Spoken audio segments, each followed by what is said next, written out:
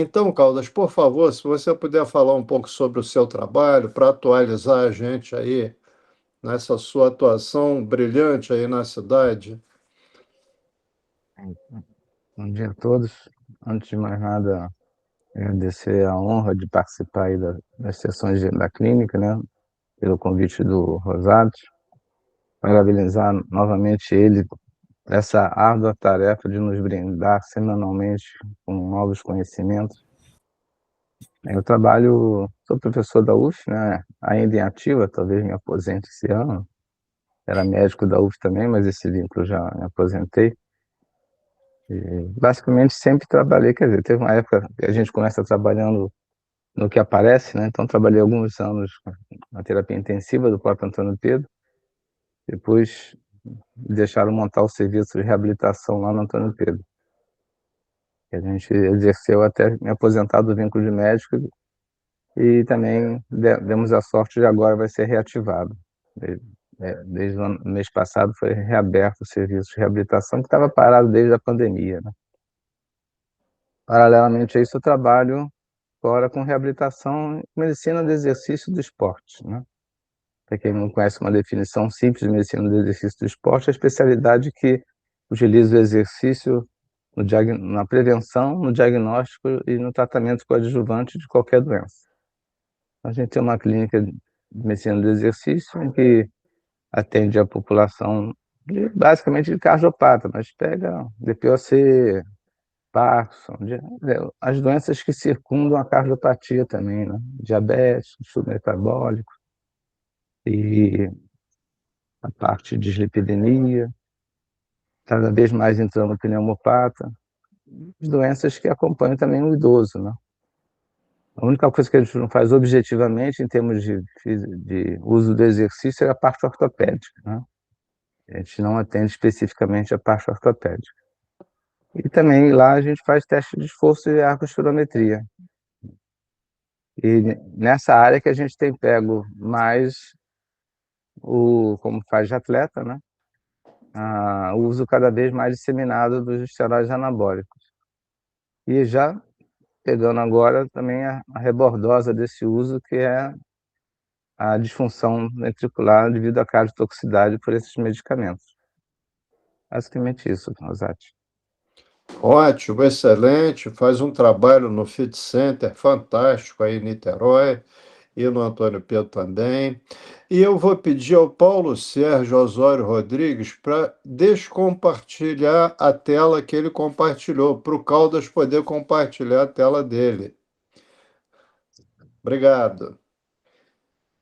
Então, Caldas, por favor, nós estamos muito honrados de você estar aqui com a gente, você ter aberto um espaço aí na sua agenda, que eu sei que não é fácil, é Antônio Pedro, é Fit Center, todas as suas atividades mais, mas estamos aí querendo muito ouvir essa palestra, porque é, você vê como é que estão as coisas. Uma mãe, há um ano atrás, 2 anos, ou talvez mais, me levou um garoto que ele ficou bombado de uma hora para outra, ela preocupada, ele é adolescente, então ele estava usando uma série de produtos que tinham sido tipo traficados dentro da academia para ele estava usando inclusive coisas injetáveis.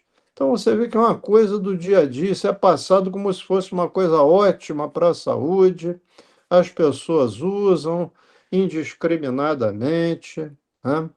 Então, sua palestra eu acho que é muito precisa e muito atual, tá? Muito obrigado e vamos a ela.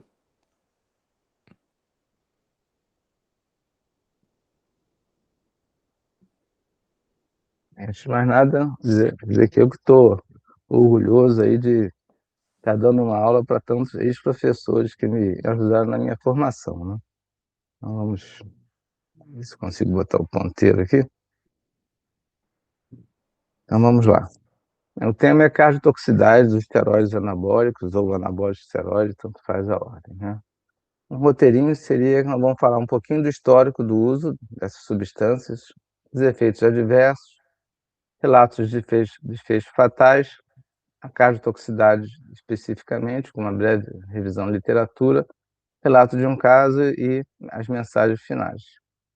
Bem, falar que o uso de anabolizantes realizado da maneira deles, né, data da antiga Grécia, né, em que os lutadores comiam testículos de bois, né, para teoricamente pegar a força desses animais, vamos dizer, né.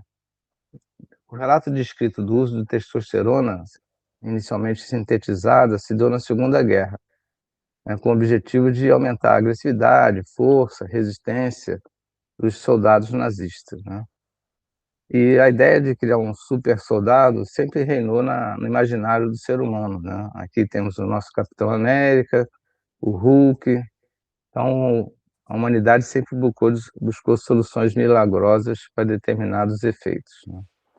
O relato, em termos de uso em competições, né, data de 1954, um campeonato mundial de levantamento de peso lá em Viena. Isso aqui seria uma imagem de um cara forte, vamos dizer, na década de 20, 30.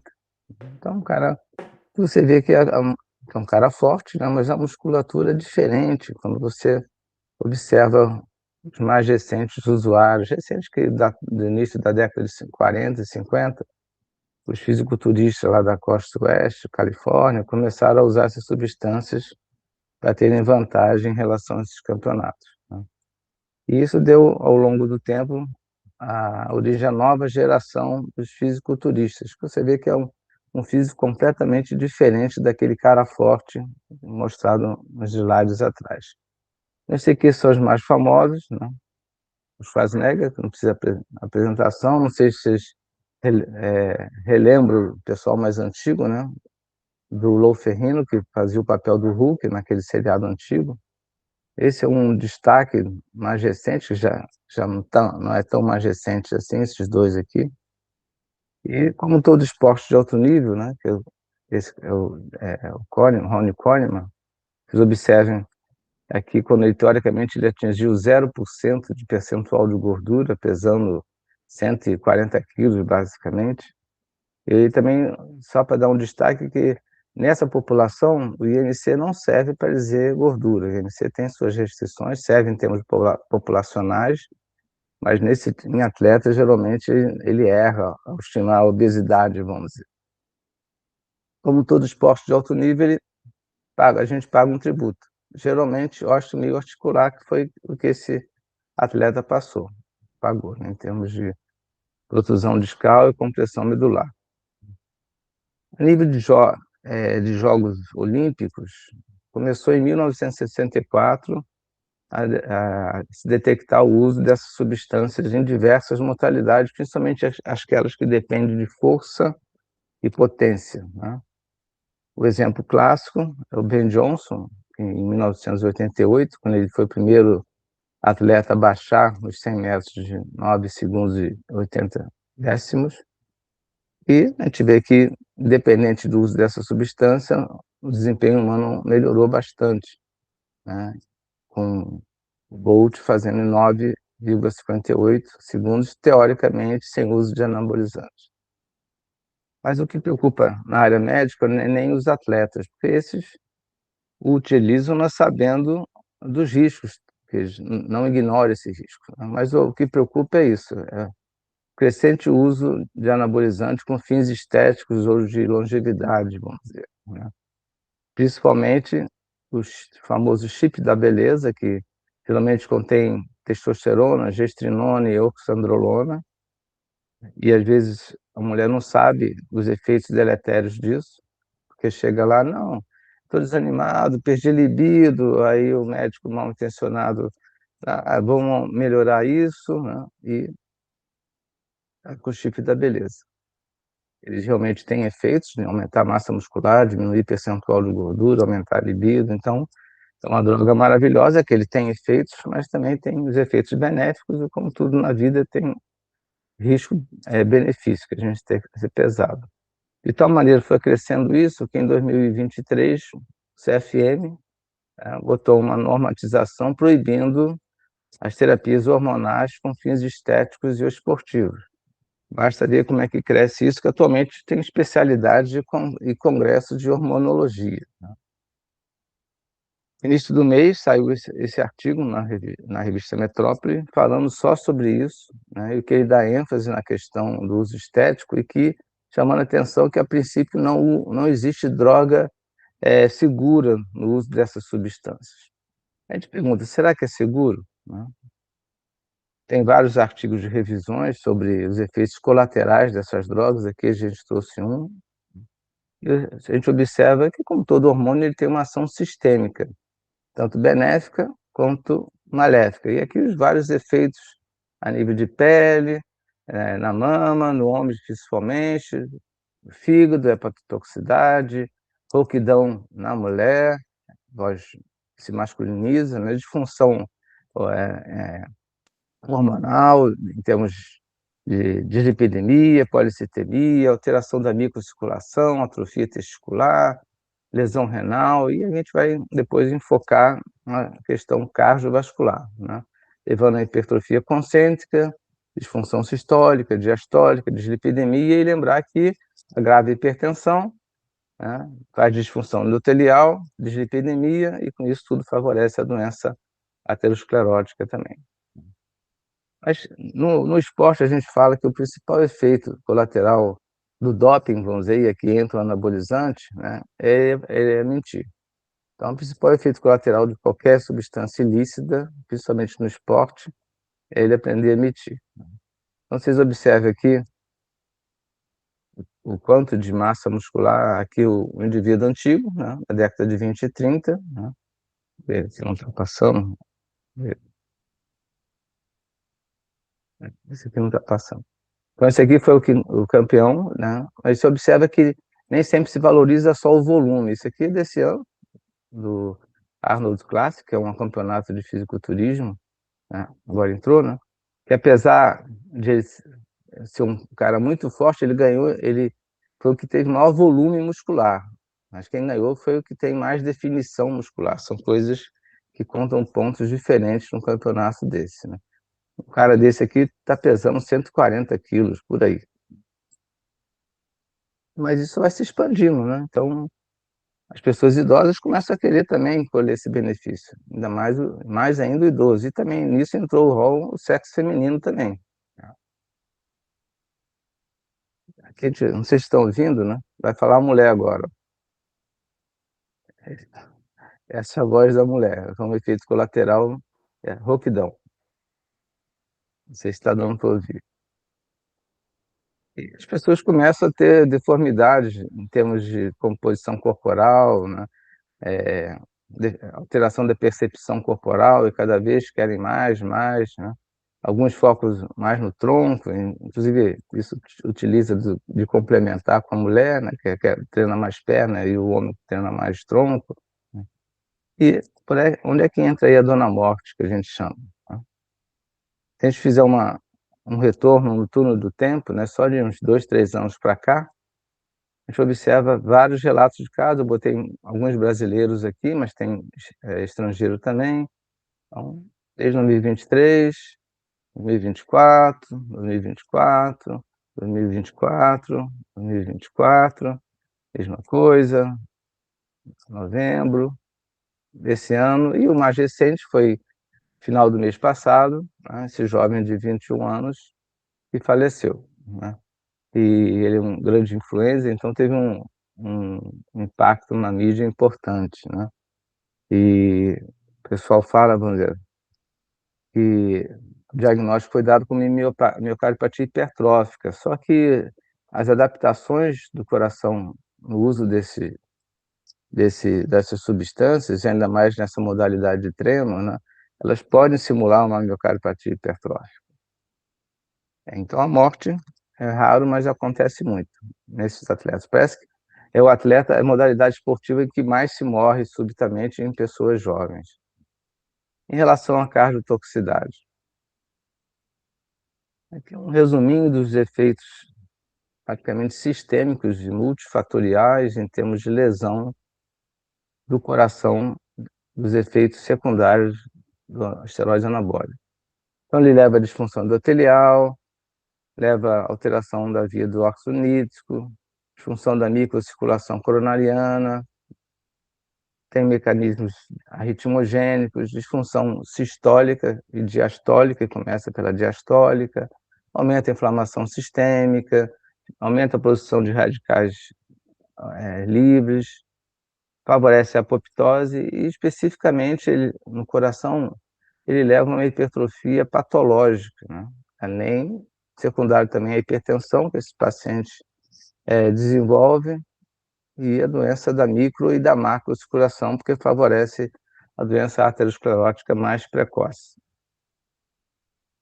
Mas por que acontece tanto isso, principalmente no atleta, né? A gente observa aqui, né, uma dose terapêutica do estanozolol 2 miligramas, 2 a 3 tomadas diárias. E aqui, as doses que esses atletas chegam. Se a gente botar aqui o estanozolol, especificamente, a gente observa que ele usa doses 4 a 8 vezes maiores. Seria a mesma coisa de usar um hormônio tireoidiano 4 a 8 vezes maior do que a dose terapêutica. É claro que essa população vai ter muito mais efeitos colaterais devido à alta dose que eles usam. Não é nem só devido à alta dose, geralmente são associados várias substâncias também com objetivos ergogênicos, né?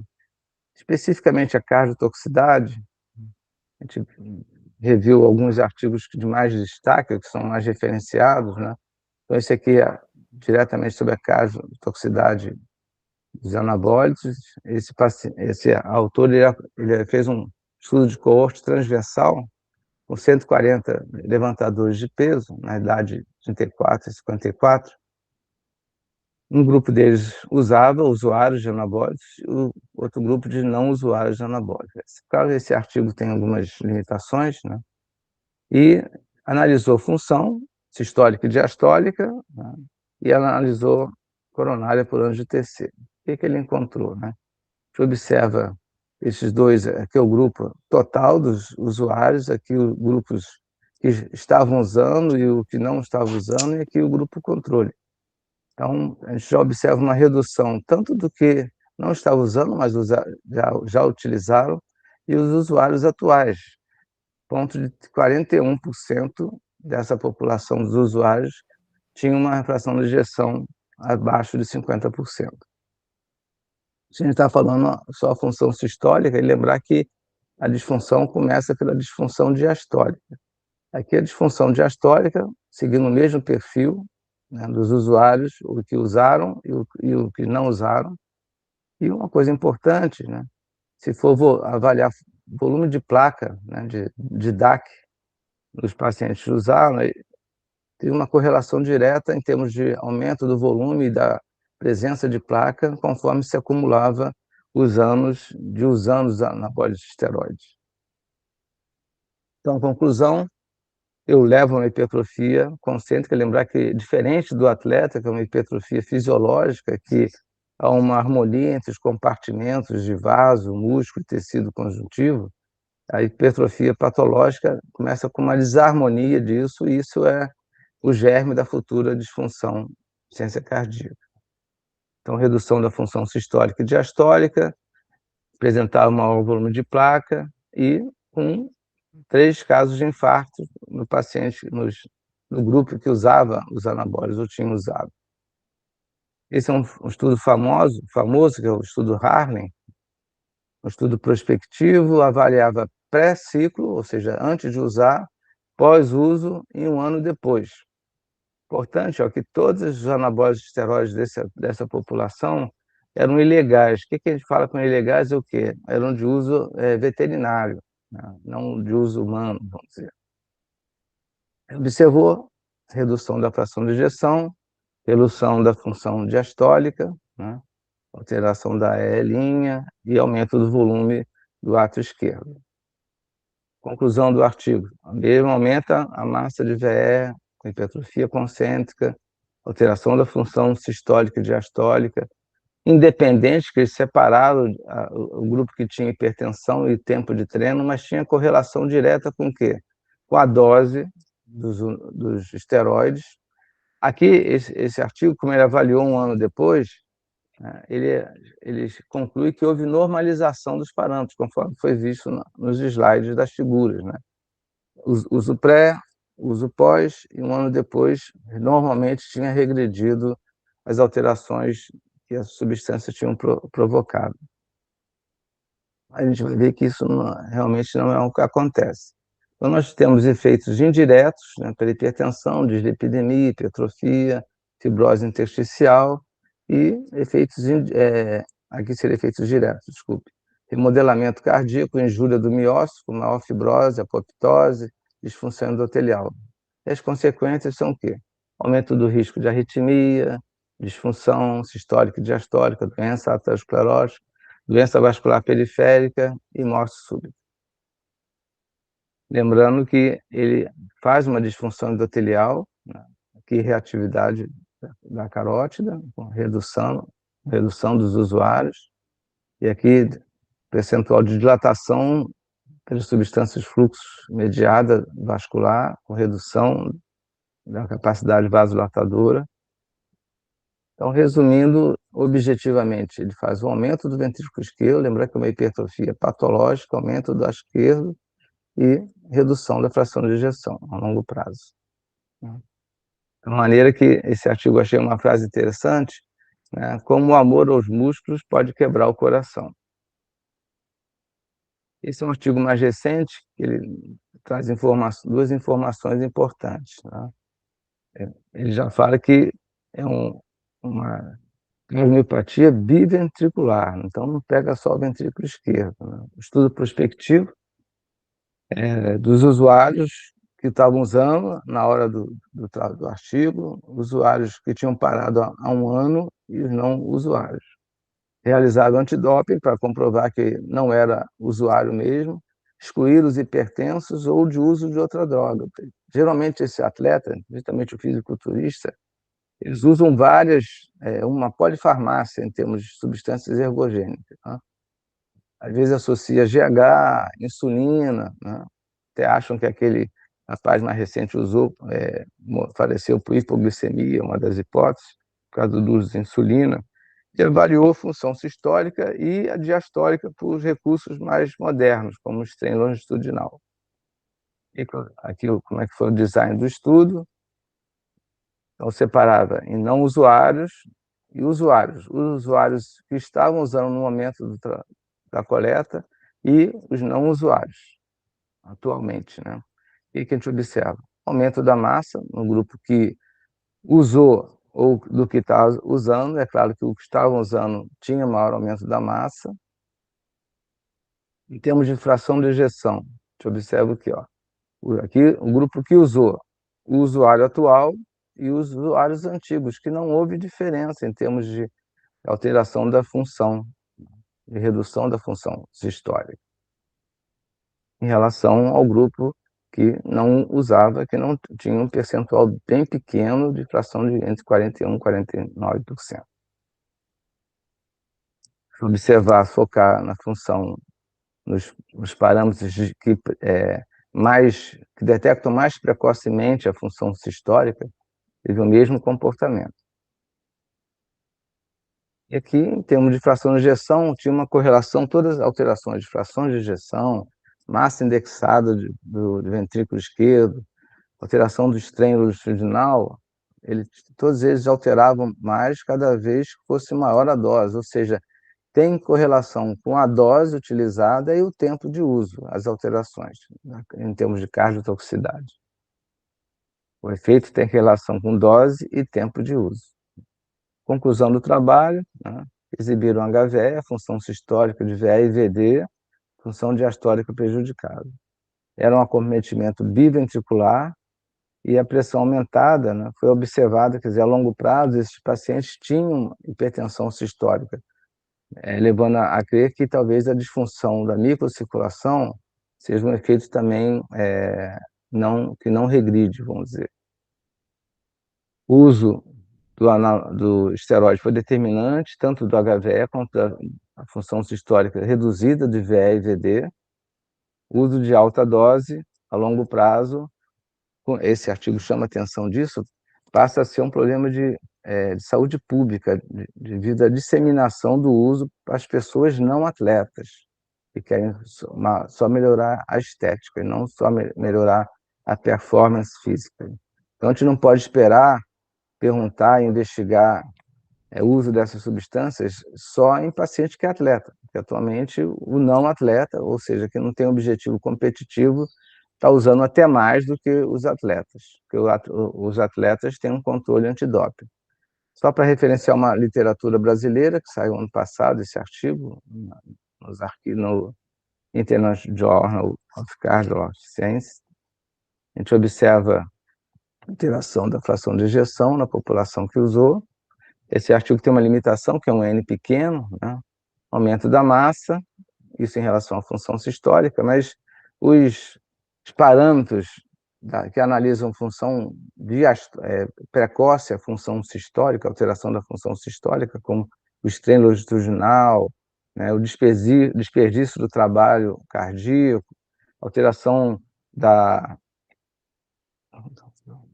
torção do ventrículo esquerdo, porque o ventrículo ele não contrai, ele contrai torcendo, né, que é o twist miocárdico, né, todos eles bem alterados e mais precocemente no paciente, nos atletas, né, que usaram esteroides anabólicos.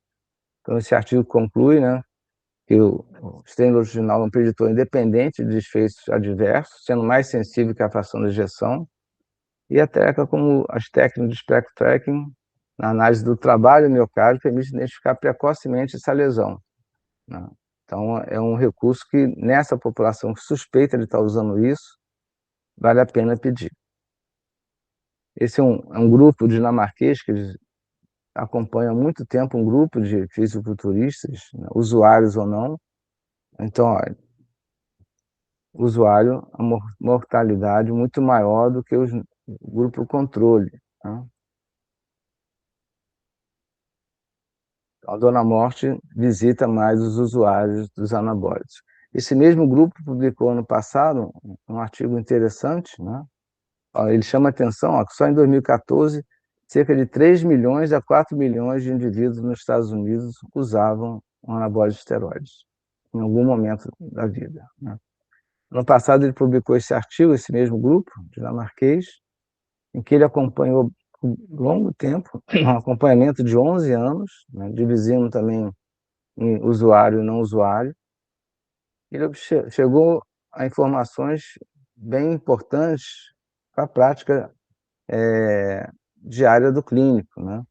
Então, ele aumentou o risco de infarto, o risco de a probabilidade de botar estente e o risco de trombose venosa profunda, né, que é um evento adverso mais comum, né, que nos pacientes que não usavam.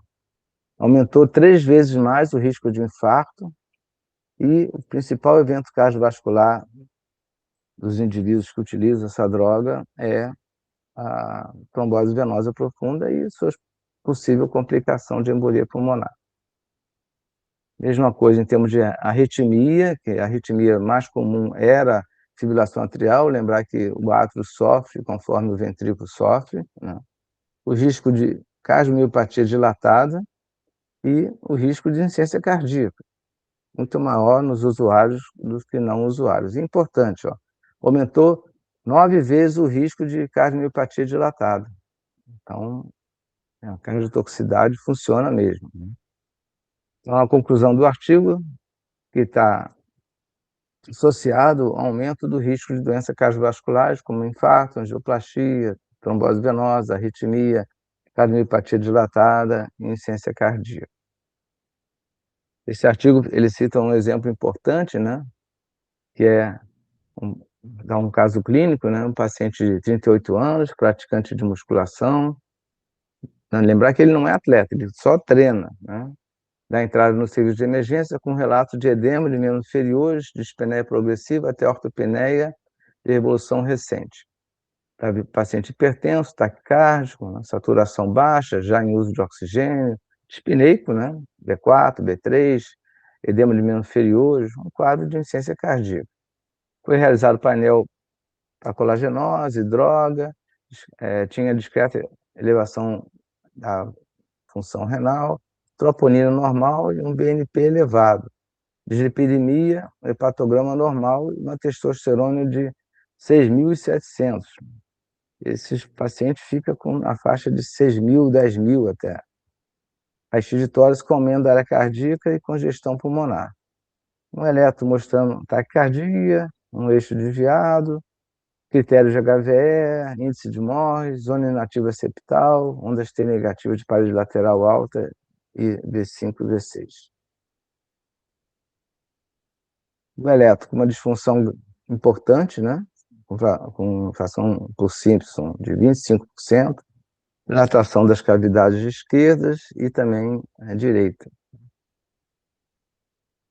Uma cineanjo normal e uma ressonância também sem alterações de fibrose, por enquanto, né? De inflamação, de miocardite, de alguma doença congênita que pudesse levar a esse quadro. Esse paciente foi levado, acabou sendo levado, internado no CTI, entubado, mas respondeu ao tratamento e teve alta, é claro que tratado. E nós estamos terminando, né, a mensagem importante que a gente deve guardar, né?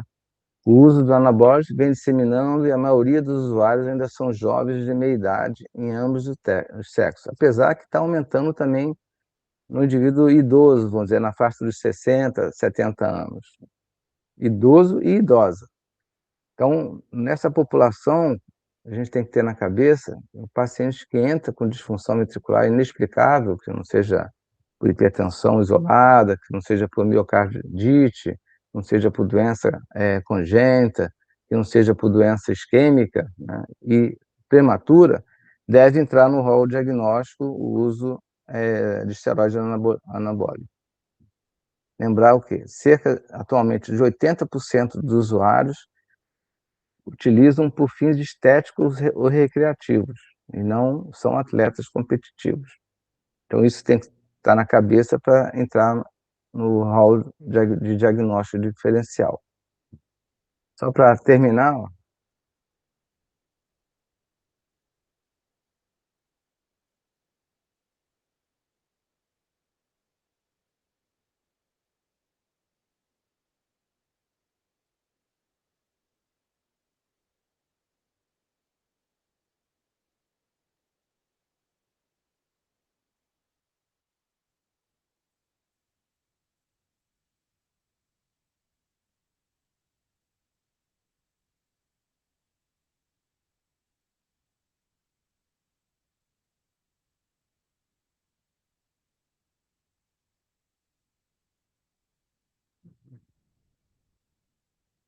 Obrigado aí pela oportunidade de falar sobre esse assunto. Muito bom. Muito É obrigado, possível fazer Caldas. pergunta? Sensacional a palestra.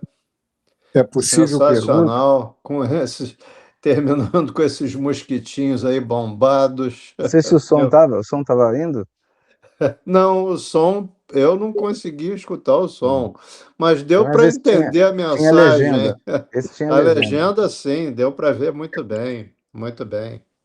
Muito obrigado, Caldas. Tem uma pergunta aqui do Mauro Diniz sobre se há existência de dados epidemiológicos brasileiros a respeito do uso. Você já citou aí que 80% não é para atleta, 80% o pessoal consegue aí, não sei nem como, até eu ia te perguntar isso, como é que é a situação legal da 80%, prescrição de anabólicos, esteroides, e como é que é o mercado negro disso aí?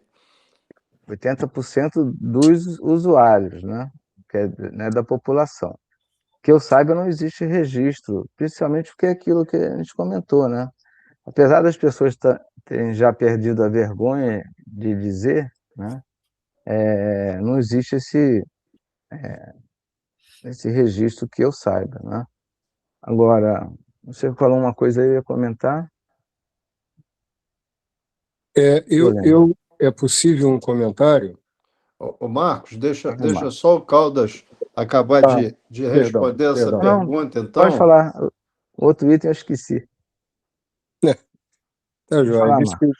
É, como sempre, Caldas é muito didático, brilhante, né, nas apresentações dele, eu queria acrescentar só uma coisa de consultório, em relação à expectativa do que se esperar do doente e o que esperar do profissional, que eu não vou chamar de colega, que prescreve essas substâncias, como explicação às alterações clínicas que são vistas. Então, primeiro ponto, não esperem que o laudo do ecocardiograma venha escrito aumento de átrio esquerdo, porque em 99% dos casos, vocês não vão saber qual era o tamanho do átrio esquerdo antes desse sujeito ou da mulher começar a usar isso daí. Então, você pode ter átrios esquerdos absolutamente normais, mas que quase dobraram de tamanho da situação inicial pré-uso da substância, do mesmo jeito que a massa corporal da pessoa quase dobra de tamanho. Uma outra situação complexa é que quando você pede um parecer por escrito ao profissional que prescreveu isso, como explicação ou dado diagnóstico para utilização da substância, esse parecer nunca vem por escrito. Terceiro, os pacientes não são ingênuos. A internet acabou a ingenuidade. Eles são dependentes químicos, mentirosos, como Caldas colocou aquele slide. Isso é uma situação muito drástica. E, por último, para não me alongar demais, porque é a palestra do Caldas, a situação do uso em pequenas doses. Isso virou um inferno. As pessoas esqueceram que nós temos músculos em tudo quanto é lugar do corpo da gente. E a testosterona não assina documento em cartório que só vai fazer efeito no músculo esquelético. Por isso, altera o coração, a próstata, os músculos de intestino. Só Deus sabe onde é que isso está fazendo efeito. E a gente acaba no consultório olhando o quê? Não, o eco não está alterado, o nível de testosterona está dentro do limite. É impressionante como é que a defesa da continuidade do uso para o paciente é explicado por esses sujeitos assim: olha, não, está vendo aqui, ó, o seu estava... uma mulher, por exemplo, estava em 40 e pouco, e é a testosterona de uma mulher, e vai para 300 e não sei quanto, e as pessoas explicam que isso é normal. Tá bem? Chega, já falei demais.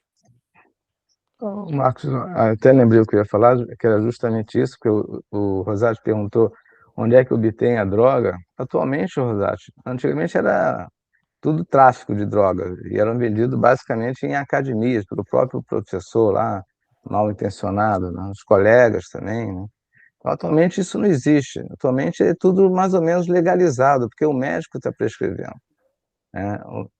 O médico prescreve com o uso de muitas, né, mulher, principalmente essa justificativa que o Marcos falou: não, sua testosterona está baixa, então vamos aumentar isso. Só que a mulher, a testosterona é baixa mesmo, e o que os endócrinos falam é que o kit que é atualmente feito para dosar a testosterona, ela foi feita para homem, não existe valor normal na mulher nos kits utilizados, não foi feito com esse objetivo, né? E em relação ao exame, atualmente, o Marcos deve saber melhor que eu, poucas pessoas pedem strain, né? A maioria pede um eco que vai analisar a função sistólica, né? E a diastólica por índices que são menos sensíveis, né? Então, muitas vezes passa batido, vai começar a aparecer mais tardiamente, né?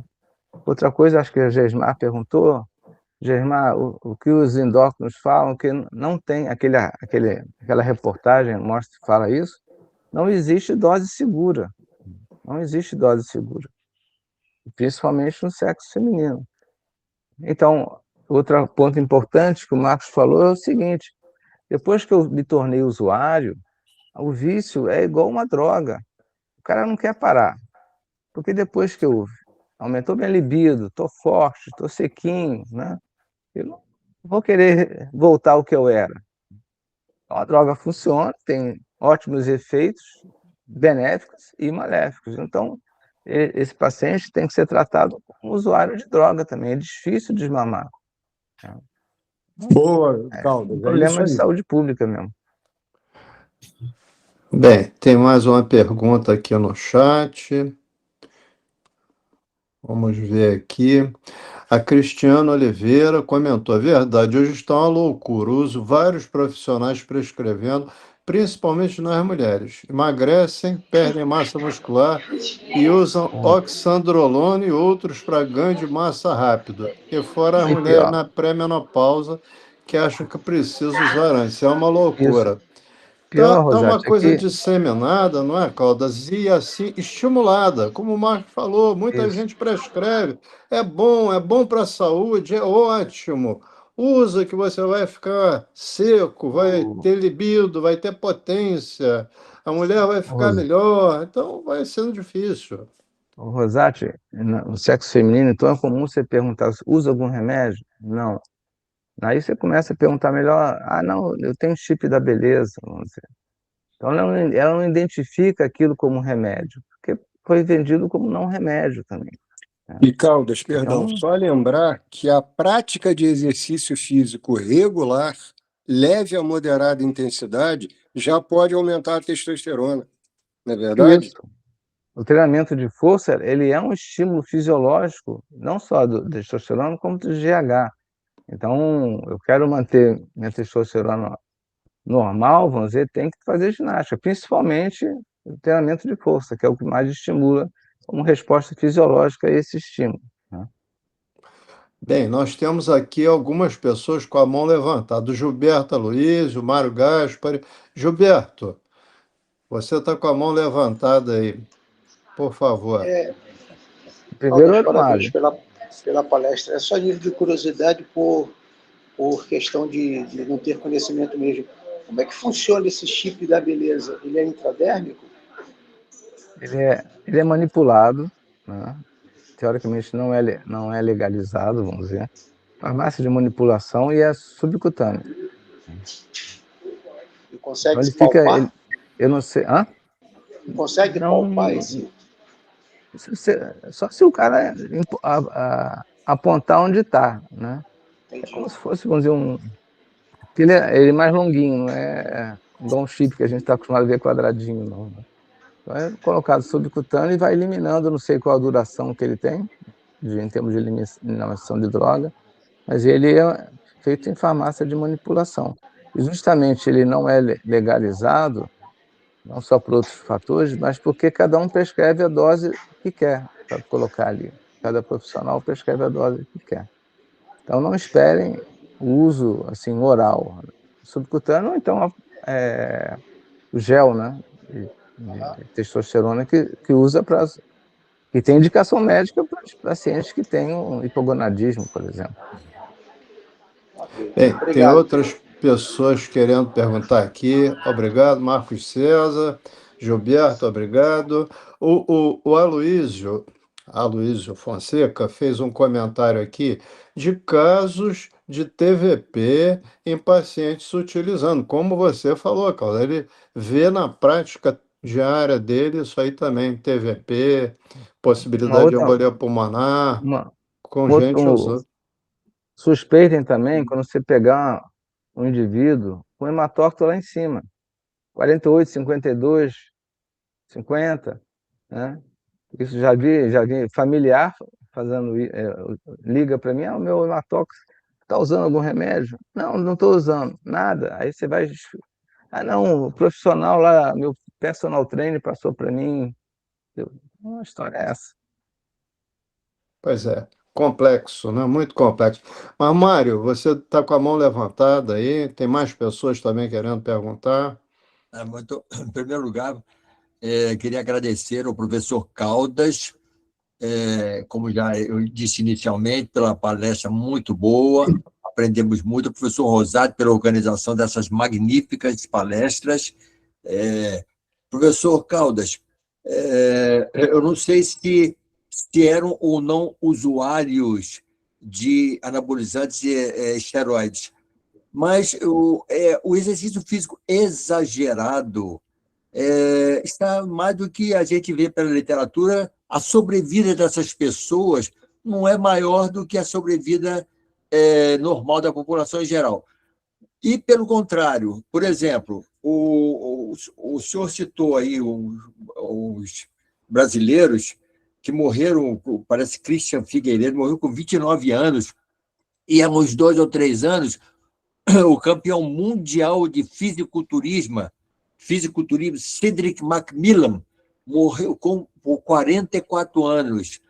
Então, eu pergunto ao senhor, professor Caldas, qual seria a causa-morte imediata dessas pessoas? Não é? Os fatores predisponentes, tudo bem, sobrecarga cardíaca, mas imediata, como é que o senhor traduzia para a gente a morte dessas pessoas? Por exemplo, o Cedric McMillan, campeão mundial, morreu com 44 anos. Muito obrigado por antecedência. Especificamente a causa-morte, eu não vou saber dizer, né? Mas eu acho que é doença isquêmica, infarto, né? Alguns com evolução de insuficiência cardíaca aguda, vamos dizer, embolia pulmonar, uma outra causa, e muitos morrem na fase da competição, porque eles fazem várias substâncias em alta dose para melhorar a performance e também para desidratar e ficar com um percentual de gordura seco, vamos dizer, aquele, igual a gente viu naquela foto do Ronnie Coleman, você vê as fibras musculares, né? Então, nessa fase aguda de desidratação, favorece complicações a mais que eu faço, aumenta a viscosidade do sangue, né? Então, eles não saberiam dizer com certeza. E outra coisa é que, geralmente, a causa-morte não sai, né?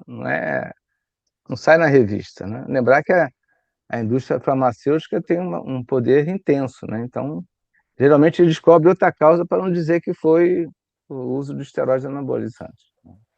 Muito obrigado. Bem, ainda temos o Ivan e a Gesmar, mas o Aloysio lembra aqui também como causa-morte, falou que ele já teve um lutador de MMA, usuário, infarto enteromesentérico. E como você citou, Caldas, a possibilidade de arritmias também, né? Você citou aí as arritmias como causa de morte nesses pacientes. O Ivan Schumann quer fazer uma pergunta? O Gesmar também está aí, ó. Sim, Gesmar também está com a mão levantada, os dois. O Ivan tinha levantado primeiro? Grande Ivan. E sem som, Ivan? O microfone está fechado, Ivan. Ivan, seu microfone está fechado. Bom dia, desculpe aí a todos. Bom dia. Caldas, saudade, fomos colegas na época de acadêmicos no Procórdia, Rosati. Olha, fiz amizade com o Caldas desde aquela época. Já era um estudante diferenciado, aprendia muito com ele já naquela época, se lembra, né, Caldas? Aprendemos muita cardiologia. Na realidade, quem aprendia era eu. Olha, parabéns pela palestra, parabéns, Rosati, pela escolha aí. Bom dia aos colegas, é uma satisfação estar aqui. Então, queria aproveitar a oportunidade, trazer uma pequena experiência. Eu tive um paciente há algum tempo atrás no consultório e ele fazia uso de testosterona por conta própria.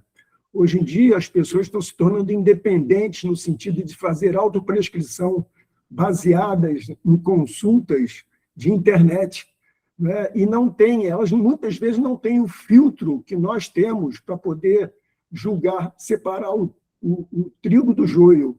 E ele foi lá umas 3 vezes no meu consultório pedindo para que eu pudesse fazer a dosagem de testosterona. Ele se medicava e utilizava o médico para fazer a solicitação da testosterona. Então, eu procurei compreender qual era o motivo que estava levando ele a tomar aquele tipo de procedimento de conduta. E, para minha surpresa, durante o questionário, a anamnese, conversando com ele me falou que ele sentia a musculatura dele fraca. Ele achava que os músculos dele eram murtos. Nunca mais esqueci essa expressão dele. Então, a impressão que eu tive que aquilo ali poderia ter componente de vaidade, mas tinha algo mais profundo, que era uma distorção da autoimagem. Então, eu falei assim, isso aí tem componente psiquiátrico, esse paciente tem componente psiquiátrico. Conversei com ele delicadamente, que eu achei que ele tinha que procurar um tipo de ajuda, né? Naturalmente, desaconselhei ele a fazer esse tipo de procedimento, expliquei para ele quais eram os perigos, ele estava hipertenso naquela época. Ele voltou, a última vez ele voltou uns 2 meses depois, pedindo que eu solicitasse novamente exames complementares, porque ele tinha feito uso de testosterona por conta própria. E eu falei para ele que não ia fazer a solicitação dos exames e que seria melhor e mais prudente ele procurar um outro colega. Ele ficou chateado comigo, foi embora e não voltou mais. Então, assim, apenas para realçar que muitas vezes, pelo menos nesse caso especificamente, tinha componente psiquiátrico.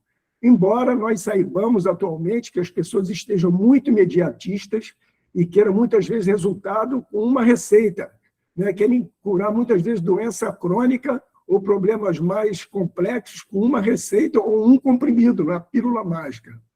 Então, é isso aí, queria trazer essa observação, essa experiência, que é pequena, mas eu achei muito interessante e apresentar aqui para os colegas. Um prazer estar aqui novamente. Obrigado, Caldas. Obrigado, Rosati, e um excelente dia a todos. Ótimo, Ivan, obrigado. Vou passar a palavra para Gesmar, que está também querendo fazer uma pergunta. Bom, Caldas, você quer falar? Rapidinho. O que o Ivan falou é importante, né? Nesse exercício, a gente compara, você tem anorexia, né? Que seria alteração da percepção corporal, acha que está gordo e tem que emagrecer. E nesse paciente do fisiculturista, quer dizer, o usuário com fins recreativos ou de estética, né, só, eu tenho a vigorexia, em que ele acha que ele está sempre fraquinho, e tem que aumentar volume, entendeu? Então, como você falou, é uma alteração psiquiátrica mesmo, né? Além dos efeitos benéficos que você vai ter em termos de aumento, principalmente aumento de libido, né? Mas vem associado ao aumento de agressividade também. Tem casos descritos de surto psicótico. Então, esse paciente fica dependente da droga. Aí a gente fala como uso de triagem, né? Se o braço do indivíduo for maior que a panturrilha, ele já está com uma alteração da percepção da autoimagem. Por isso que tem essa figurinha das perninhas finas e o tronco enorme. Professora Gesmar. Professora Gesmar, por favor. Acho que a Gesmar não entrou. O que houve? Bom, não sei, mas... Caldas, então, aqui fazendo uma pergunta que eu tinha feito no início, mas eu não sei se ficou bem compreendido. Pelo menos para mim, não. Como é que está a questão de legalização da prescrição desses medicamentos? Isso aí é assim, por cima do balcão, como dizem, venda liberada, e como você falou, difícil que o pessoal é, compra, usa medicamento de uso veterinário, né? Como é que fica essa prescrição? O uso veterinário está acabando, né? A partir do momento que ele é legalizado porque alguém prescreveu, né? Então, ou vai comprar na farmácia convencional, porque está com a prescrição médica, ou vai ser manipulado porque está com a prescrição médica, não tem jeito. Não é mais ilegal, vamos dizer. É ilegal porque está, vamos dizer, ultrapassando, violando a resolução do Conselho Federal de Medicina, mas para a farmácia está legalizado, está lá com a receita. Ninguém vai ficar discutindo. Perfeito. Professora Gesmar, por favor. Então, porque eu estou dizendo que existe um fisiatra, não sei exatamente o nome dele, que prescreve exatamente para...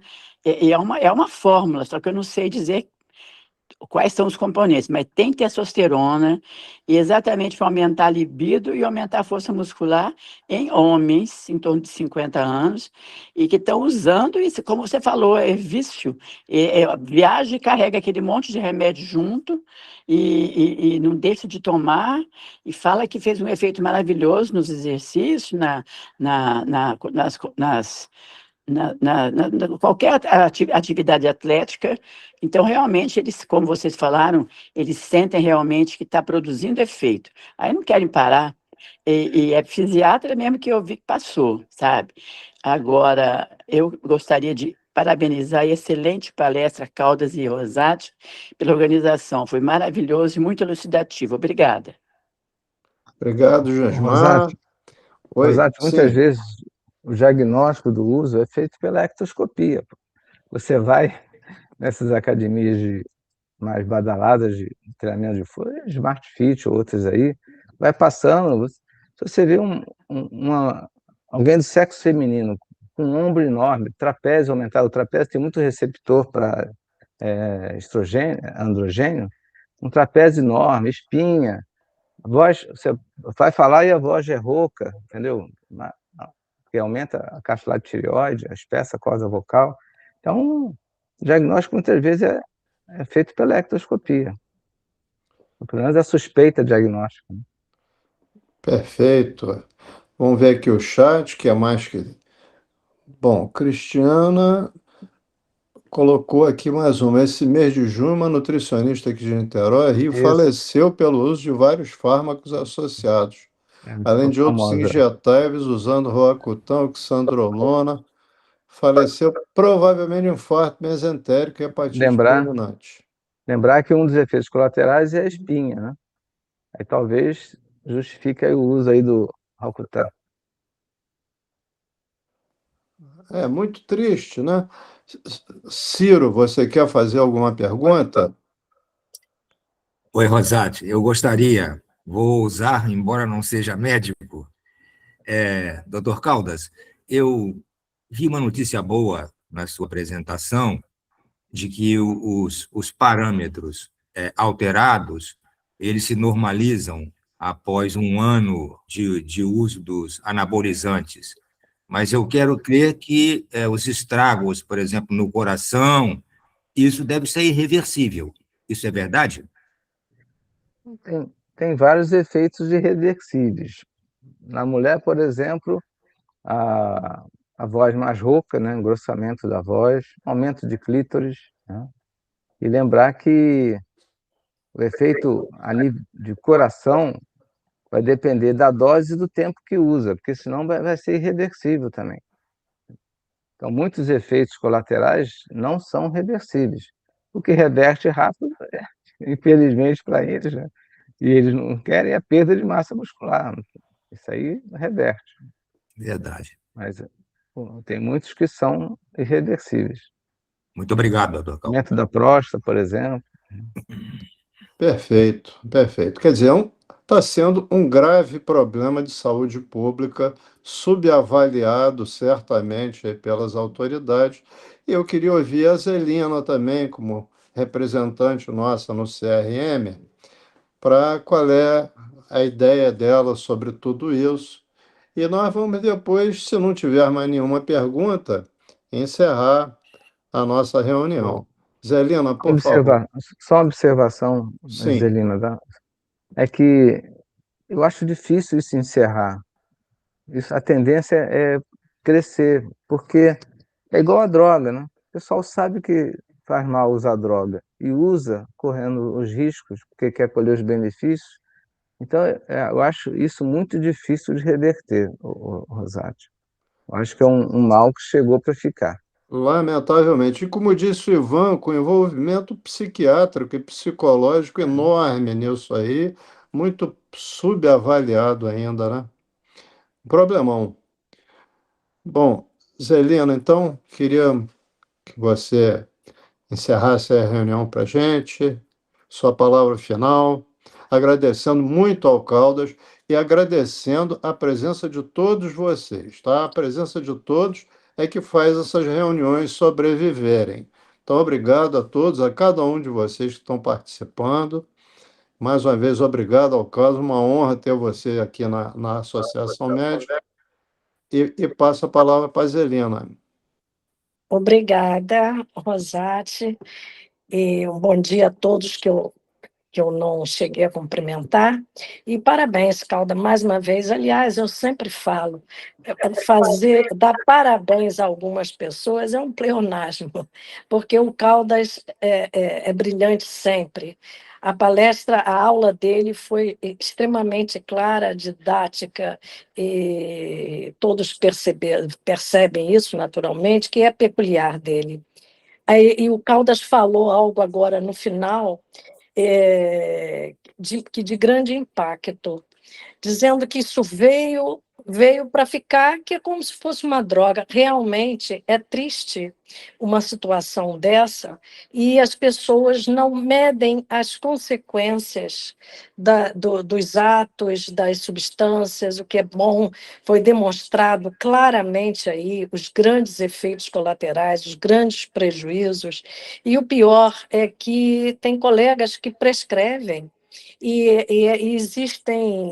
Pelo menos existiam, eu já vi caso de farmácia de manipulação, dá curso para médicos para isso. Isso aí tem gerado grande número de processos, inclusive. Dá curso para ensinar a prescrever, inclusive esse kit da beleza. Então, eu acho que tem que se passar mesmo uma conscientização em massa para a população. É um risco, essas academias, a moda da academia, o que é bom, que é fazer o exercício físico, que realmente a gente tem que defender a importância do exercício físico para a vida, para a saúde, mas, ao mesmo tempo, tem essas distorções. Então, é tentar trabalhar em cima, esclarecendo aos jovens, e também a gente sabe que tem idoso também participando, fazendo esse tipo de coisa, principalmente as pessoas na faixa de 60, 70 anos, e totalmente contraindicado. Então, é isso aí, agradecer muito, parabenizar mais uma vez, Rosati, parabenizar esse grupo maravilhoso, todos aqui participando, isso é extremamente importante, e a você também, meus parabéns mais uma vez, minha admiração, respeito, com todo o que eu tenho por você. Então, Muito obrigado a obrigada. todos. Até a próxima, mês que vem, quando nós teremos um assunto sobre sono. Obrigado, Caldas, Zelina, Mauro, a todos, Moisés. Até a próxima.